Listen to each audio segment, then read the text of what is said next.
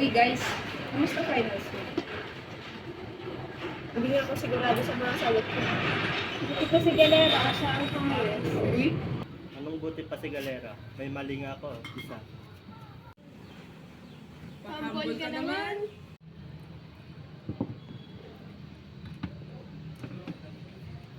Ang hirap naman kasing magpakopya ang strict ni ma'am.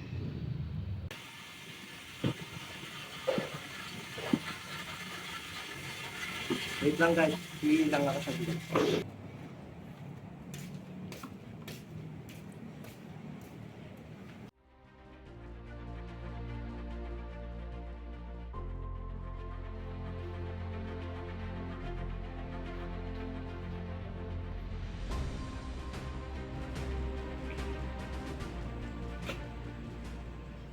Guys, tignan niyo to.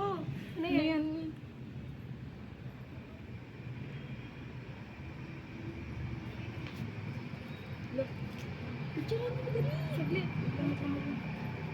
One eternity later.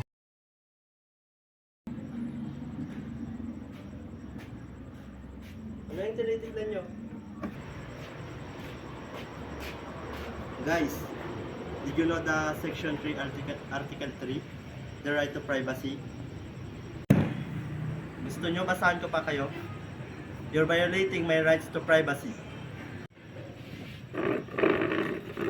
Sorry, pre. Okay lang mga pre, basta huwag nyo nang uulitin next time.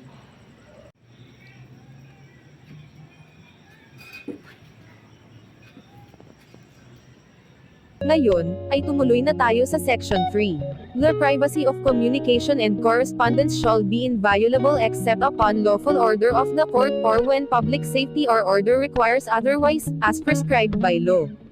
Sinasabi lamang sa section na ito na hindi pwedeng basahin or pakinggan ng kahit na sino, ang iyong mga private message or ibang mga usapan. At kung balak mong gamitin ang ganitong bagay, upang kumuha ng ebidensya, o ito maaaring magamit bilang ebidensya, sapagkat ito ay paglabag sa right of privacy ng isang tao. Sa madaling salita, ang pagkuha ng ebidensya sa maling paraan ay matatawag na fruit of poisonous tree. Alam nyo mga kaibigan, pwede lamang gawin ng mga bagay na tulad ng pakikinig sa mga usapan ng iba para makakuha ng ebidensya kung ito ay may utos galing sa itaas.